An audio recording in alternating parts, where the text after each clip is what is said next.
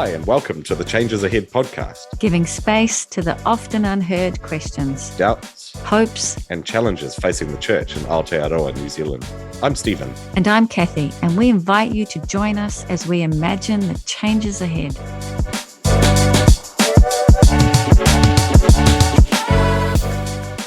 We've made it to the end of another year, the conclusion of season 2 of the Changes Ahead podcast. Well done, Cathy. And to you too, Steven. And I feel really proud. I feel really proud of the people that have given us their time and their vulnerability to tell their story. Yeah. And it still feels like such a privilege to be helping to curate that. And it continues to shape me because, I can only understand things from my lived experience. And listening to someone else's story gives me the chance to hear the things that have shaped them and help me to see things that I can't see by myself. And I continue to feel really privileged about what that new understanding brings to me. So again, thank you to all of the guests that we've had on this year. It's been, as Cathy's just said, it's been a real gift to us personally, and I know to many of our listeners as well. So thank you. But we thought as we wrap up this year that we'd do a bit of a reflection on both what we've heard, but also just kind of imagining the changes ahead ourselves and how this might be impacting our own practices in the different leadership spaces that we are in. And to do that, we thought we would highlight some things that have come out of the recently released Faith and Belief report that is exploring the spiritual landscapes in Aotearoa, New Zealand, put out by the Wilberforce Foundation. And it's a really worthwhile report for people to engage in and listen to the voices of a representative sample of New Zealand. But there was one page that really caught my attention, and it potentially gives us insight into how the church could change if we are to meet the longings and fears of people that they're sitting with. So I'm just going to read these, and we'll post these on our socials as well. But they list the top 5 longings in life and the top 5 fears in life. And I think these are incredibly important for us to sit with. So these are the top longings in life. 58% said a hope for the future. 52% an increase in wealth and prosperity. 47% a sense of security in a world of uncertainty. 45% genuine relationships where I feel known. 34% a strong sense of personal identity. Then the top fears, and some of these correlate, which is interesting. So top fears, probably not surprisingly, the top one is losing a loved one, 62%. 53% said not having enough money to live. 47% said illness. 41% said crime. And 37% said loneliness. And I wonder, as we are reflecting on the changes ahead for the church, what would it look like if we were seeking to address these longings and to perhaps try and bring some relief to some of those fears? And part of that seems to be about naming reality. And that is a little bit of a theme, I think, that's come out this year. Yeah, it really is. And there's power in naming because we can't change what we haven't named. And I think that takes courage. It takes courage to sit in that gap, in that in-between, to name things aren't what we hoped or what we thought they would be. And yet that courage gives us a place to begin. And I love this idea of the power. We underestimate the power of naming. And naming the reality means then we can tell the truth. And that's what it does. To me, naming is telling the truth. Telling the truth as to how things really are. And I think I've always felt that if our faith does not speak to what is real for us, then it doesn't make sense. If it doesn't speak to those fears and to those longings. And naming those fears and those longings, I think that will enable us to address that longing that talks about a sense of security in a world of uncertainty. The world of uncertainty isn't going anywhere, right? If anything, it's getting more uncertain and more chaotic.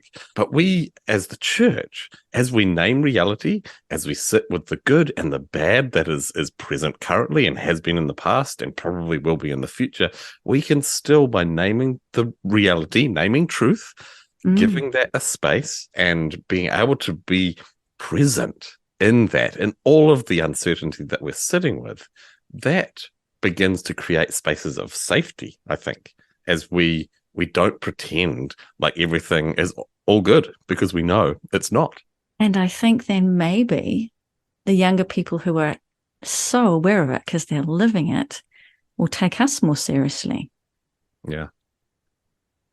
I think they don't understand why we're not seeing what they're seeing. Mm-hmm.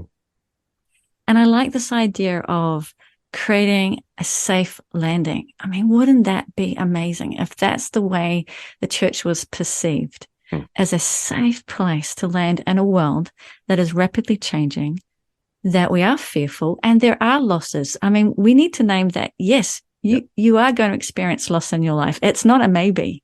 It's a yes. We will lose people we love and life will not turn out the way we imagined.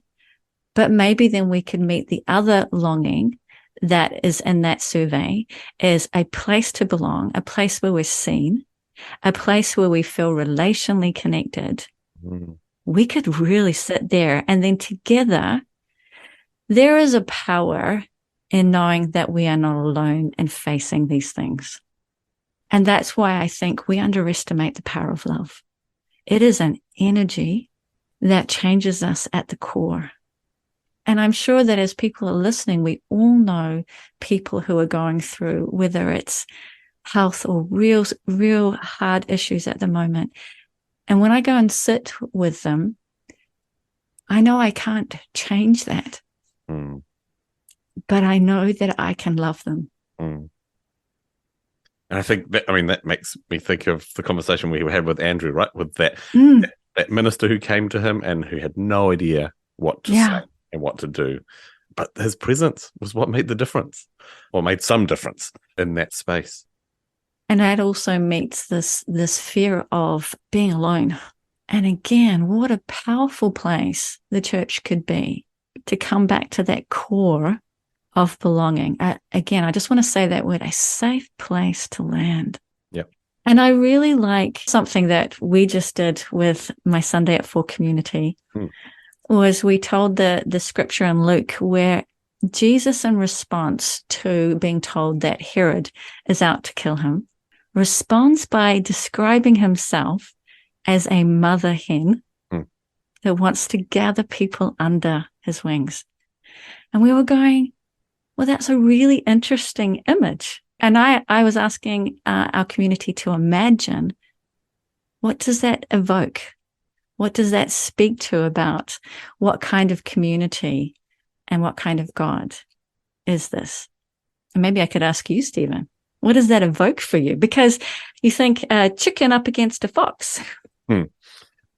Yeah. Well, that's the bravery of motherhood would be the first thing that pops into my mind there, right? Like of gathering those that she cares about under her wings to protect them from the harm that is out away from those wings.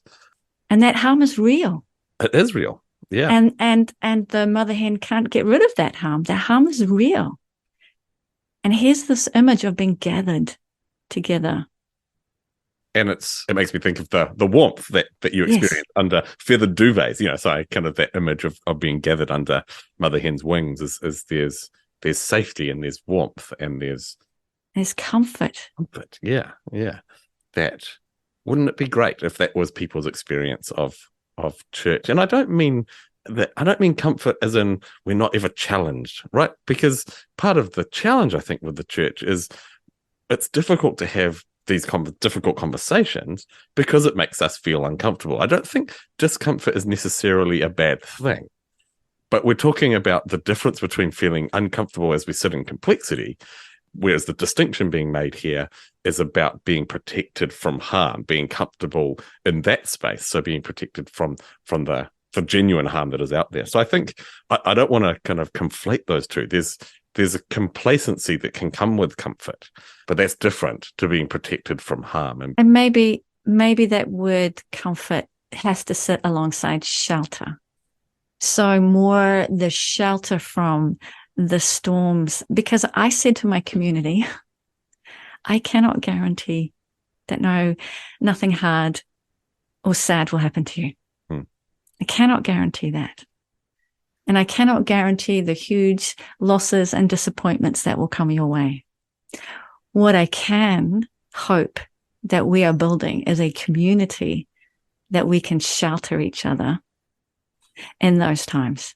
And so I think those are where the conversations, where we can tell the truth about that. What kind of community do we want to be to one another that really does bear some of that load with each other? And that effort that it takes to do that in itself will be uncomfortable, right? Because actually, I don't enjoy seeing other people in pain. I'd prefer not to, because I can't fix it. But actually the call to sit with each other in those times where we are struggling for whatever the reason, whether it's the loss of a loved one, whether it's the loss of jobs, whether it's just, again, sitting with the uncertainty of our world. What a privilege, but not comfortable. And I think I want to be a part of a community that is willing to sit in discomfort and have no answers at times, because there aren't answers for certain things, right? Again, I come back to Andrew's conversation with us. There is no answer for what he experienced. There's no way to explain that away.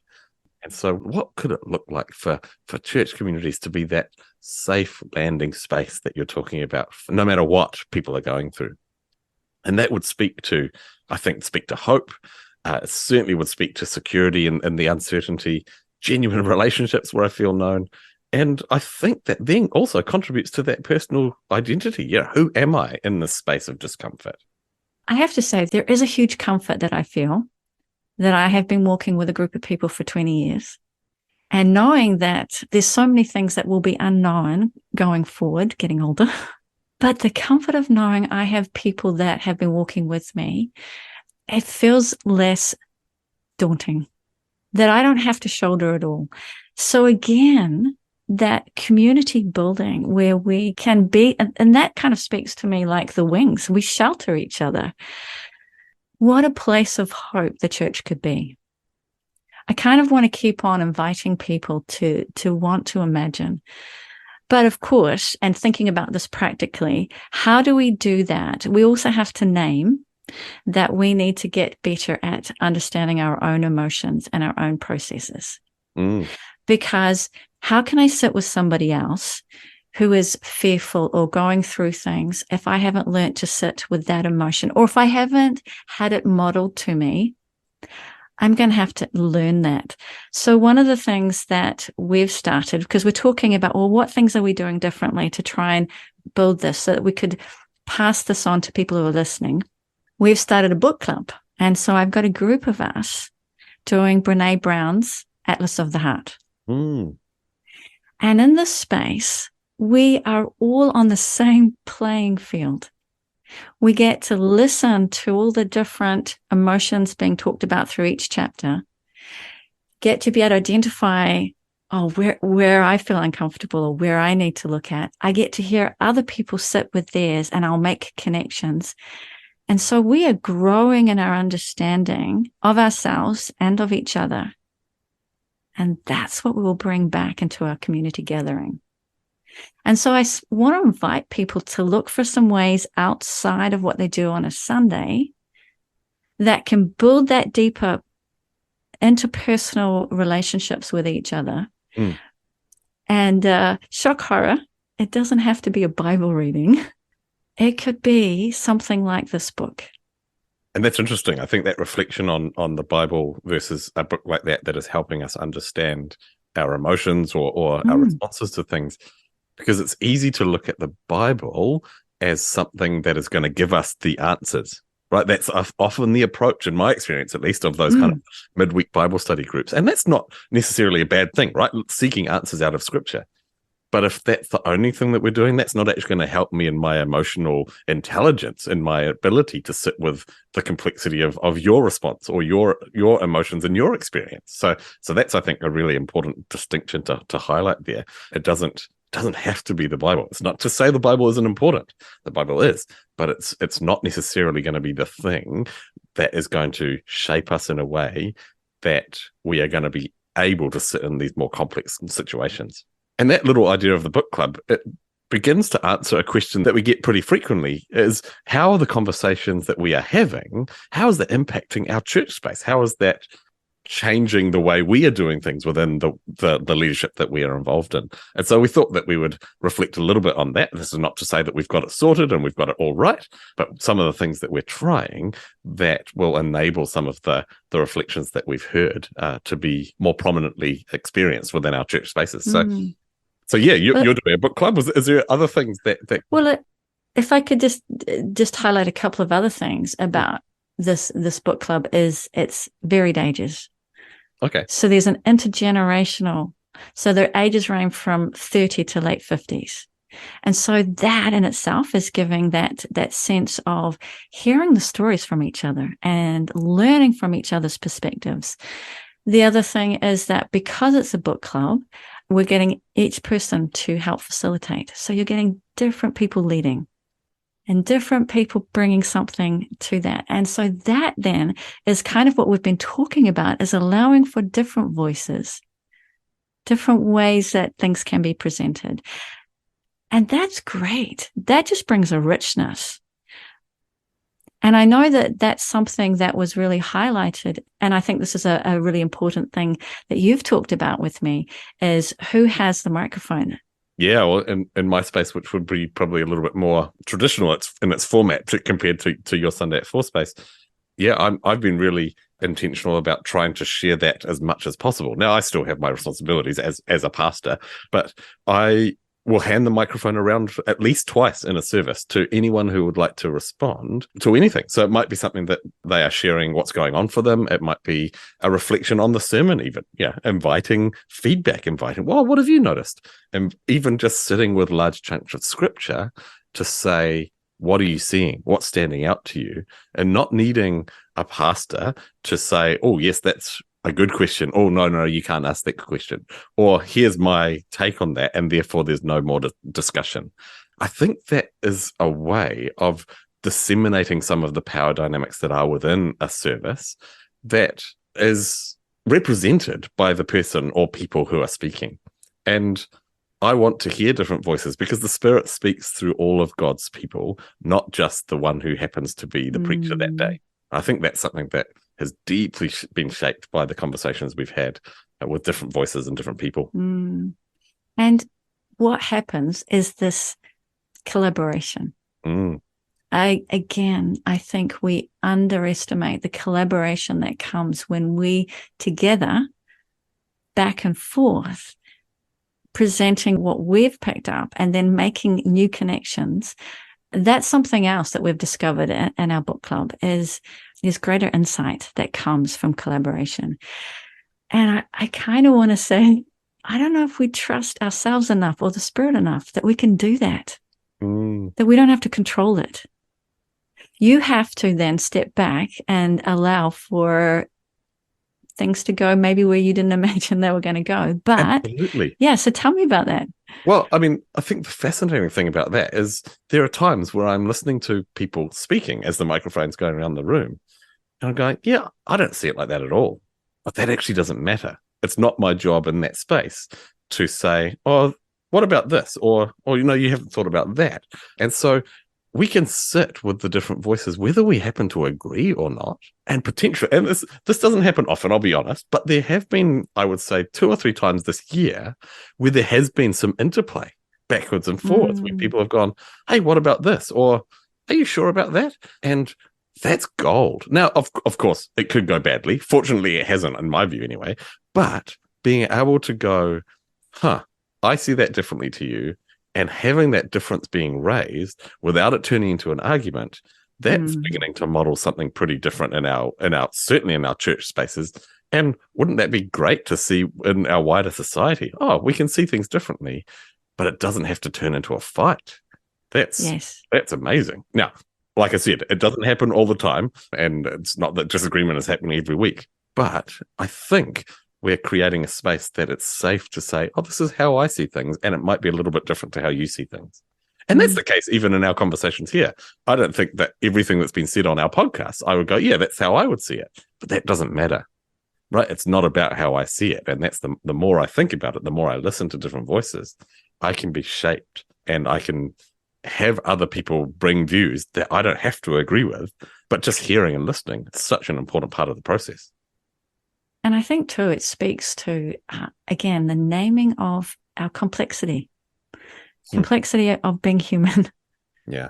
And also that we can still only see from our lived experience. And so I've heard people say that, some of our younger voices, sometimes it can be said that there's a naivety to, because they're bringing in ideas and they haven't lived maybe quite the same length of lives that we've had to see that life is kind of complex. Thanks, Steven. I love you reminding me. But I love that because I want to be reminded that maybe I've lost some of that imagination. I want to be given that again, that gift, and go, well, where can we work with that? Because we can lose that. Yeah. We can kind of get stuck in what is and get a little cynical. And so, again, that difference is fabulous. It provokes us because that is where they're coming from. And it's good to see that. I might not see that otherwise without them. And I think that's where that richness comes in. I love the richness that you just kind of highlighted there, Cathy, and that comes from hearing the different voices. But it's not just a matter of hearing, right? There's a difference between hearing. I can hear something that you're saying, but I'm just waiting for my turn to talk. But if I'm truly listening, then that's a different posture. And I think we had that so powerfully role modeled by Deb and Alan in their episode as they shared their story of having to listen to a story that they weren't expecting, listening to news that they found potentially difficult to begin with, and yet they prioritized in that listening love. Mm-hmm. They prioritized love. And that enabled what was still a number of very challenging conversations to be shaped and rooted in a place that was going to prioritize love. It was prioritizing relationships. And that's the kind of role modeling that I continually need to see and experience. What does it look like when we hear things that are difficult to hear? And I think that's where we've talked a lot about humility. Mm. That may be what I think, the humility to be open that I may not have all the pieces. Yeah. I've been using this saying recently just as a part of me trying to embrace that, as saying, this is my best guess. Mm. And so being open to keep really listening to understand so that I may maybe be able to have some other pieces that I didn't have before.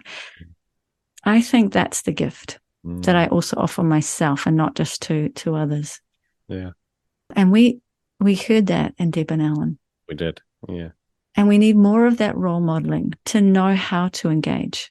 And also the acceptance that we're not always going to get our responses right. Yeah. Hey, like this, you just talked about best guess. Yeah, I might be doing my best at a particular time, but that might not actually be good enough.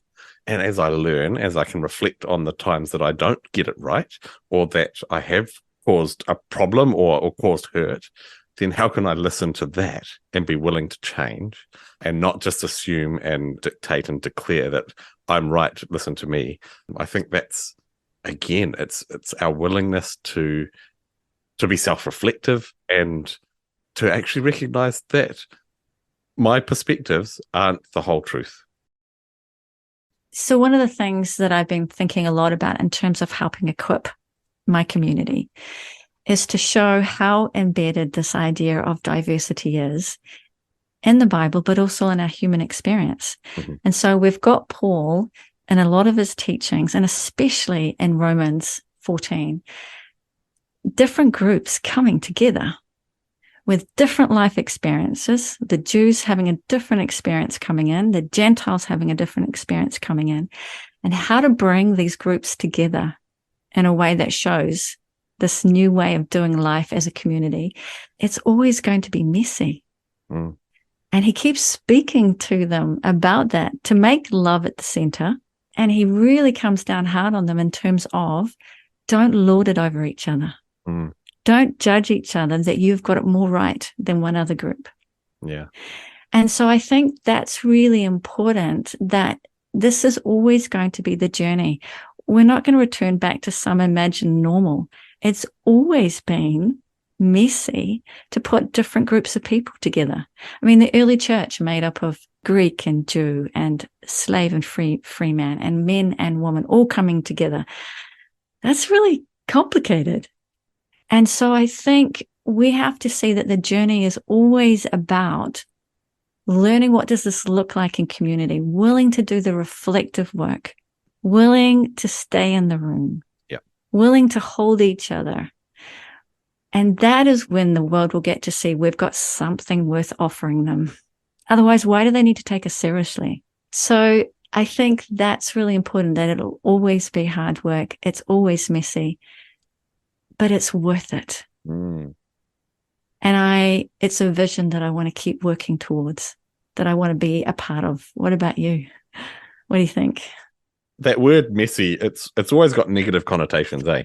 And yet the messy times in life is often, for me, I think I've probably said this before, but when I've learnt the most, right? And when I've actually been shaped the most, as I've had to work through the mess that I've caused or mess that I've experienced. And that's, I like that we're not going back to a normal. That is just normal, right? It's normal. This is what it's like to bring different people together, different views, different experiences.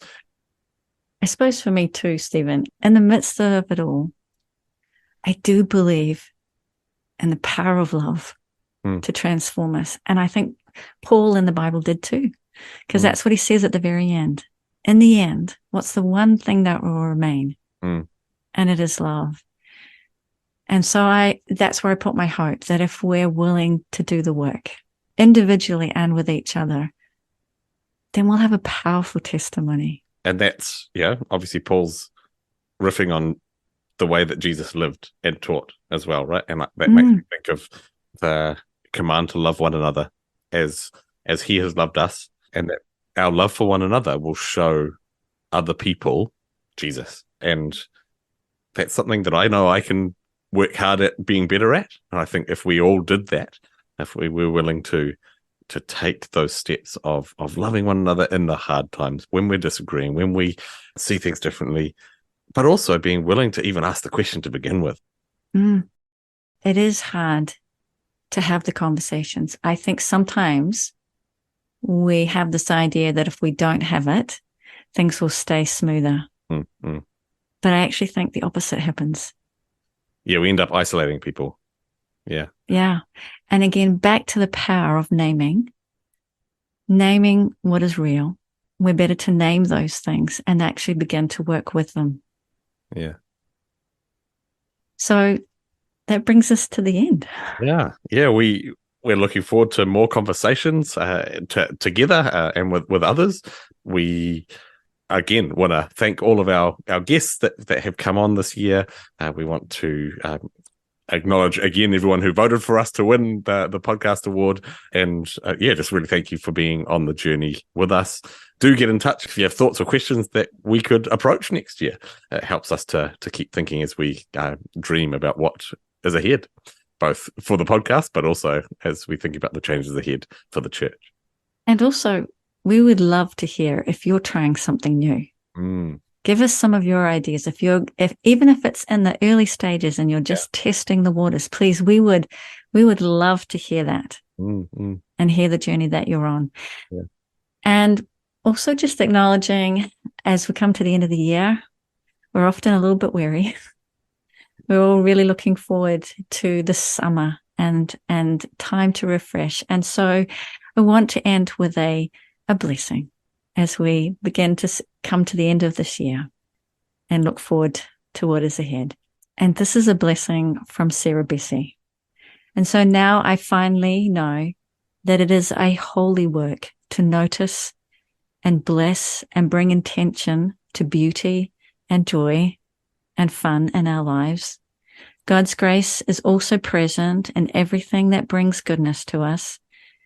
And more of God's grace and goodness in this world is worth saving, worth noticing, worth embodying, and perhaps especially when everything is difficult. Bless you guys.